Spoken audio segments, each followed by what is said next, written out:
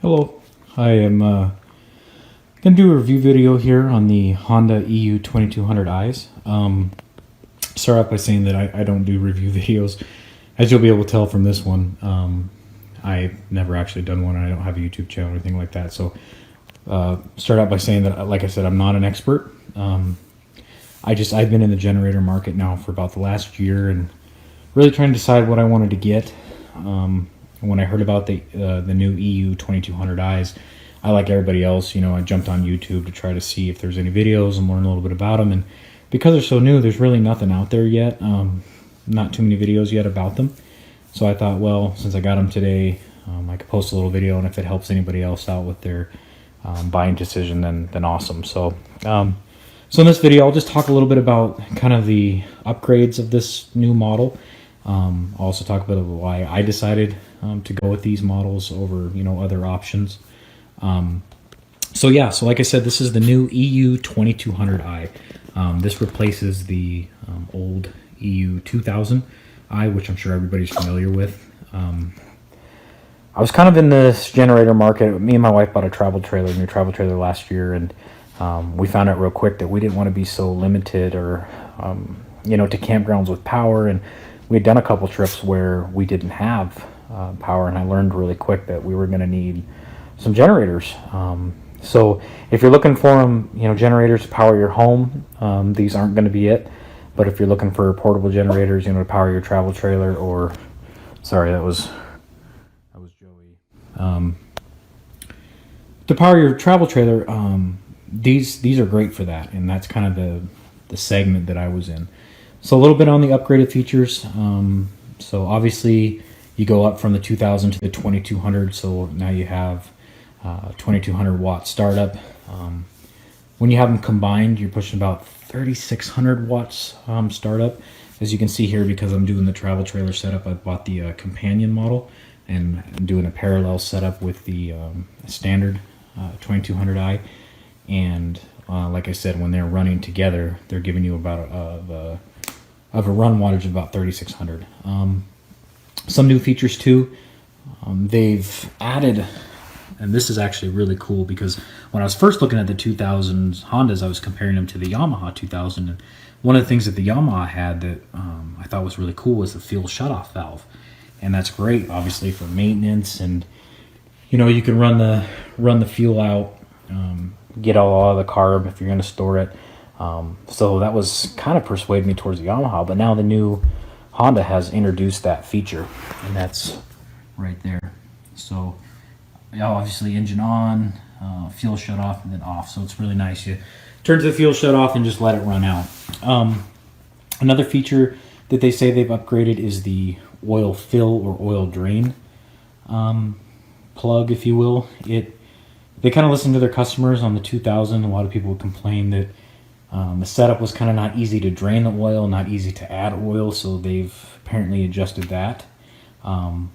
Also, they say the actual plastic housing is designed a little bit different with increased ventilation.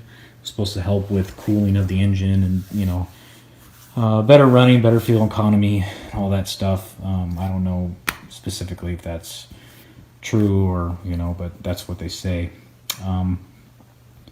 So that's pretty much it. They call it their super quiet series, and they're not lying. They're extremely quiet. I ran them today in parallel on the eco mode, the eco throttle mode.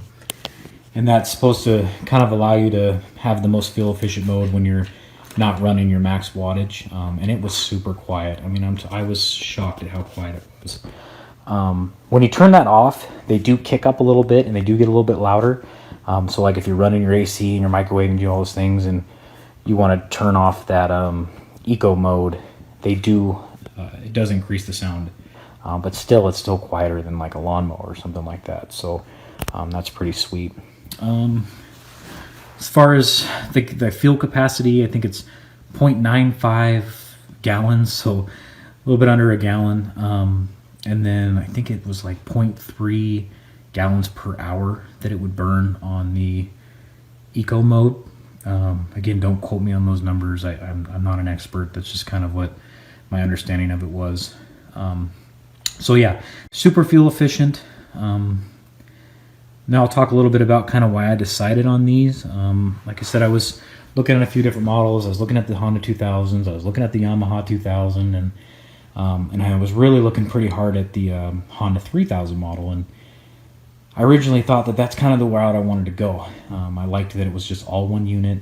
It was about the same price as running the 2000s at the time, and you know, it had an electric start, it had an onboard battery, and it had the capability of having a remote start system, which was kind of expensive, but it could do it. But I just kind of kept coming back to, I just didn't think the 3000 was enough. Now I know people that told me that, oh yeah, they run their trailers on it, no problem, and it's great. And I want to say that I think the running wattage on that is like 24 or 2600 watts running time. You know, on the 3000, there's trips we do in Eastern Washington where we're just running the AC the entire time, running the microwave. I felt like it was kind of pushing it, you know, right to the edge. So I was having a tough decision. But when the EU2200 was introduced, I was like, oh man, that kind of tipped the scale for me, because when you're running them in parallel, you're getting about 3600 running watts. Like I said, that's just what I know of it. I'm not an expert, but that's kind of what I read. And that gave me more than enough. I'm not taxing the generators by doing that. I can run my AC, I can run my microwave, I can run my TV, all my lights on my trailer without, you know, kind of overworking or taxing the generator. I also, when I went to check out the 3000 in person, that sucker's heavy. I think it's over 150 pounds, and it's definitely not easy to get in and out of your truck. You definitely can't really store it too easily on a travel trailer in storage bins. So I kind of thought that was a drawback. Every camping trip, we do a lot of camping trips in the winter, and we don't always need the AC going. So the nice thing about just grabbing the 2200 is, it weighs under 50 pounds. If you only need it, you grab it and go. And it stores in your trailer bins easy. It's nice and light. You don't need help getting in and out of your truck. So that kind of intrigued me a little bit. Kind of why I was thinking about going with, you know, the 2200s. That's pretty much the kind of extent of it. Like I said, I just got them today. Plugged them in, I ran them. They ran my stuff no problem.